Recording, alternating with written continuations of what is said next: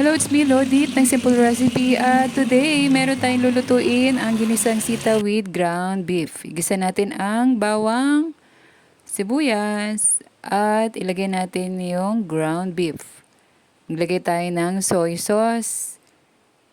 Haluin lang natin. At pagkatapos, lagyan natin ng salt. Okay. At haluin lang natin siya. At pagkatapos ilagay natin ang sitaw at takpan para makatulong sa pagpapalambot. Yan. Lagyan natin ng water para sa sabaw, para hindi naman dry. At yan, maglagay din tayo ng konting seasoning for additional flavor. Haluin lang natin siya at para ma-mix na mabuti. Ayan na at ready to serve na siya. Napakasarap. Thank you for watching. God bless everyone.